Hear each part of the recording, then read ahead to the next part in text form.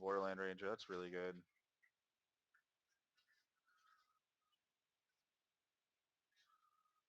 Alright. This is also really good.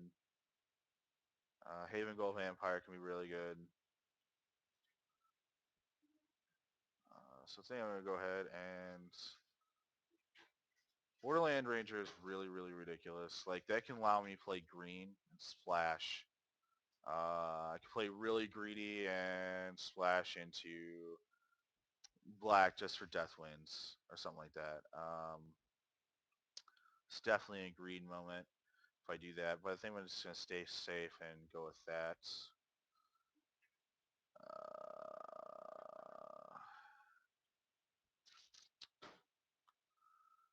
Very underwhelming pack here. Nothing a whole lot going on. I could take something that could hurt me. I think I'm just going to take that. Especially if I see a lot of people with like 1/1s or something like that, and it does not a whole, not that. Guys of Fire, yeah. That's the card I was talking about.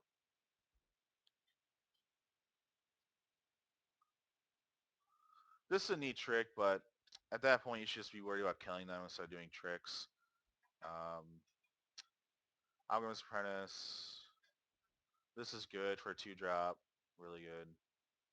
Uncanny Speed can be pretty ridiculous. Go ahead and take the Blade of Bracers. Be surprised when +1/+1 really matters. Taking a Riot Ringleader there. So we're getting pretty towards the end of our packs. Um, and everything is looking like it's dwindling down. I take Ghost Form. Maybe a couple creatures get in there for the extra kill. Um, take Massive Heal. Seems alright. Could take Demolish, get rid of an artifact I hate. Take another Alchemist Apprentice. Banner's Raised, of course, and get a land at the end. It's usually what it is, a land at the end. All right, now I'm going to start going into deck building, and deck building is completely different than drafting. You have to look at your possibilities that you got and how you're looking into them.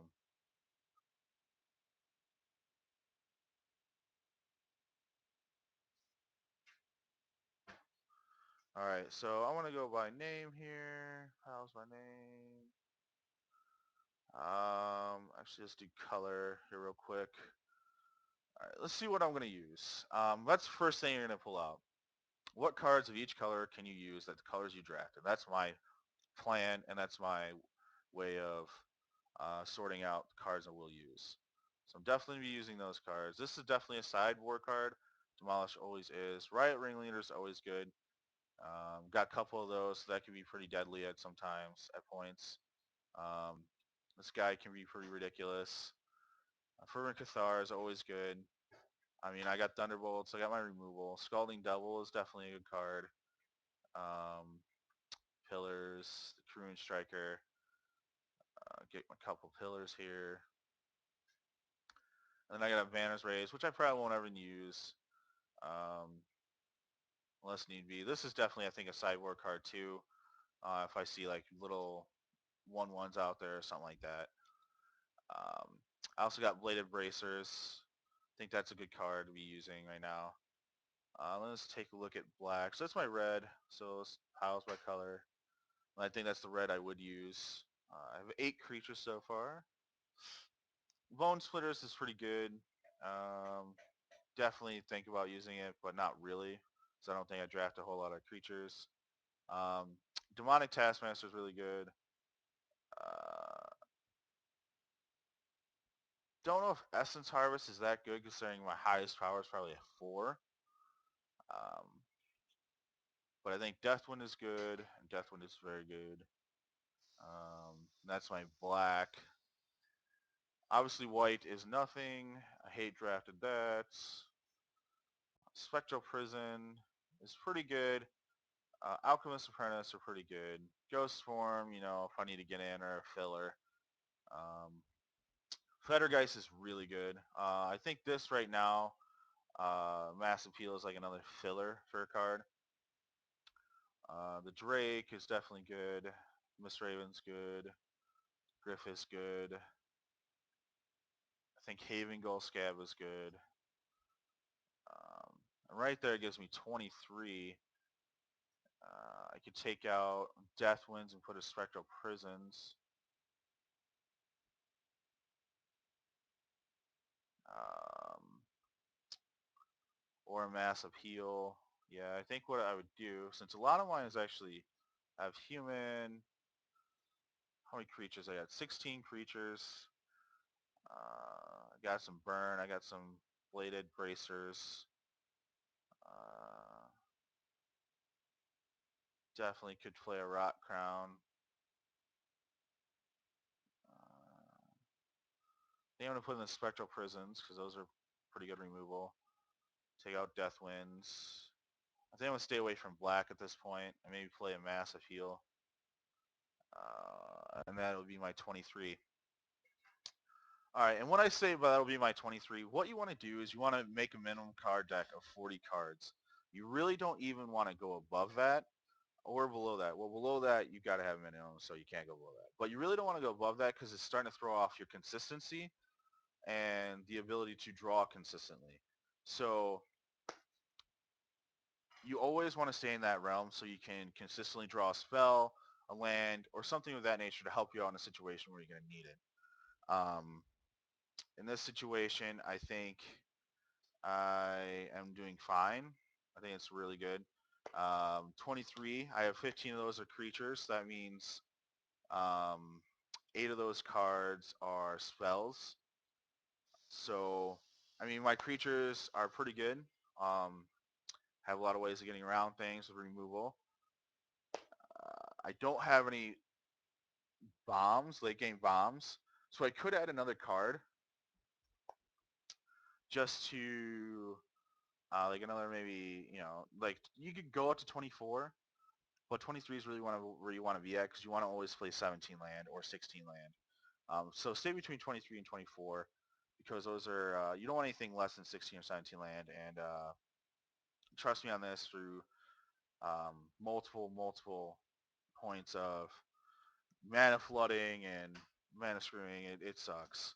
So definitely stay within 16 and 17. And 17 at that point, I really don't like that much because I always get flooded in a lot of games. You've seen anyways, I get flooded, but it is what it is, and that is the game of Magic.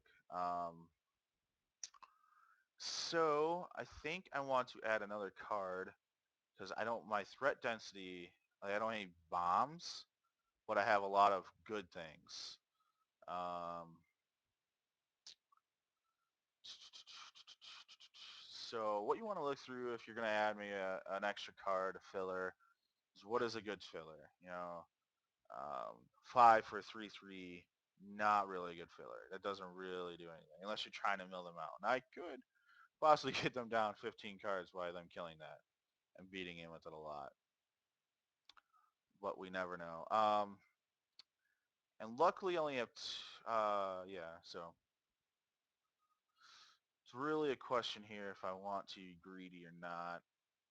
I could play Ghost Swarm and just actually get in for a win there and help me out. So I think I want to do that.